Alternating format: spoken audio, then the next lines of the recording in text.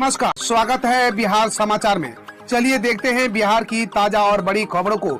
इससे पहले आप बिहार के किस जिले से न्यूज को देख रहे हैं, हमें कमेंट बॉक्स में जरूर बताइए। साथ ही डेली खबरों से अपडेट रहने के लिए चैनल को सब्सक्राइब कर बेल आइकन को दबाना बिल्कुल ना भूलें। मामला पटना गांधी मैदान ब्लास्ट का है। नरेंद्र मोदी की रैली में धमाका करने वाले 9 आरोपी दोषी करार, 1 नवंबर को होगी सजा। पटना के गांधी मैदान में 8 साल पहले कल के दिन जब भाजपा की ओर से प्रधानमंत्री पद के उम्मीदवार नरेंद्र मोदी की हुंकार रैली के दौरान सीरियर ब्लास्ट कर तबाही मचाने वाले को अब इसकी सजा भुगतनी होगी।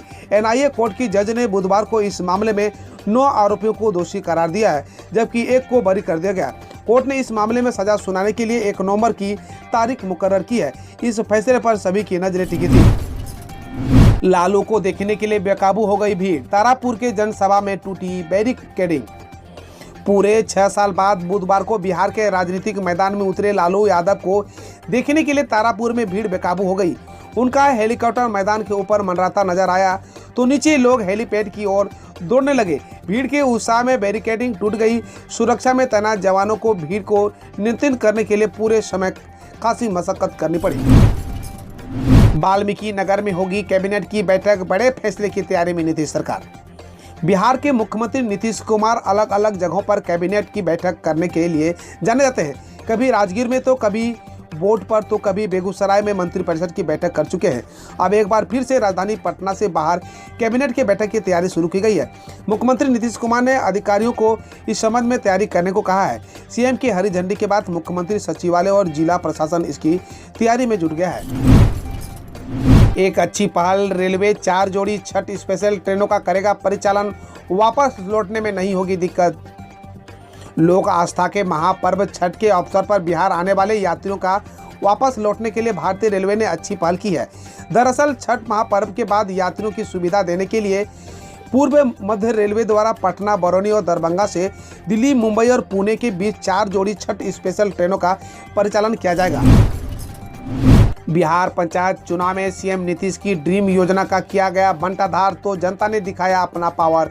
85% को बदल डाला।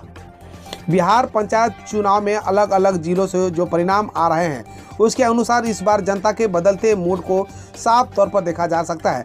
जनता ने अब अपना पावर दिखाना शुरू कर दिया है।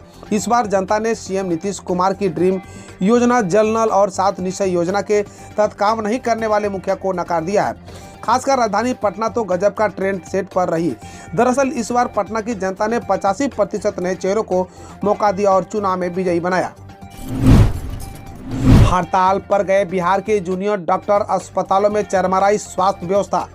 बिहार के जूनियर डॉक्टर यानी एमबीबीएस इंटर्न एक बार फिर स्टाइपेंड बढ़ाने की मांग को लेकर गोलबंद हो गए हैं और कल से अनिश्चितकालीन हड़ताल पर चले गए हैं। सुबह 10 बजे से पीएमसीएच समेत सभी मेडिकल कॉलेजों में जूनियर डॉक्टरों ने कार्य बहिष्कार कर दिया है, जिससे ओपीडी में जहां सैकड़ों मरीजों की परेशानी बढ़ गई है, वहीं इमरजेंसी वार्ड में भी सीनियर डॉक्टरों पर दबाव बढ़ गया है। औरंगाबाद, गया और बांका में 210 करोड़ की लागत से बनेगी 2 लेन की सड़कें। बिहार के नक्सल प्रभावित जिलों में विकास की रफ्तार को और गति दी जाएगी। बिहार के रेड कॉरिडोर में आने वाले जिलों में नई सड़क का निर्माण किया जाएगा। केंद्र सरकार ने 210 करोड़ रुपए से आवंटित करने की मंजूरी दे दी है। इसके साथ ही औरंगाबाद, गया और बांका के नक्सल प्रभावित इलाकों में सड़क का निर्माण किया जाएगा। ग्रामीण विकास मंत्रालय ने इस रोड प्रोजेक्ट को मंजूरी प्रदान कर दी है। इन तीनों जिलों में 7 सड़कों का निर्माण किया जाएगा ताकि आवागमन सुगम हो सके। हरियाणा जाने से मजदूर ने किया इनकार तो ठेकेदार ने मार दी गोली, हो गई मौत। प्रवासी बिहारियों की हत्या देश में जब होती है तो पलायन का दर्द उभर आता है, लेकिन बुधवार को एक ऐसे मजदूर की बिहार में हत्या कर दी गई जिसने बिहार से पलायन करने से इनकार कर दिया।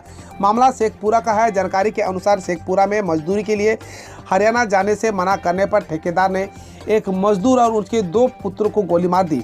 इस घटना में मजदूर की मौके पर ही मौत हो गई।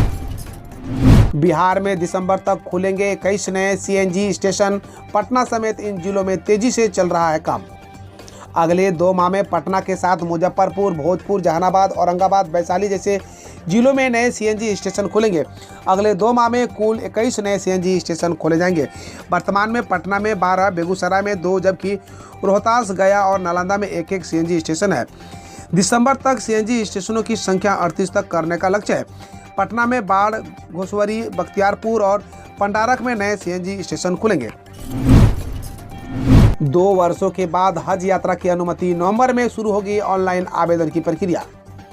हज यात्रा 2022 के लिए ऑनलाइन आवेदन नवंबर से पहले सप्ताह में भरा जाएगा। इसकी घोषणा हज कमेटी ऑफ इंडिया की तरफ से भारत सरकार के मंत्री मुख्तार अब्बास नकवी ने की है। उस आलोक में बिहार हज कमेटी के चेयरमैन हाजी इलियास हुसैन उर्फ सोनू बाबू ने बताया कि कोरोना वायरस के कारण 2 वर्षों से हज यात्रा स्थगित रहने के मायूस हज यात्रियों के लिए राहत भरी खबर है। वर्ष 2022 हज यात्रा की प्रक्रिया शुरू कर दी गई है। ऐसे में लोगों में काफ़ी खुशी है।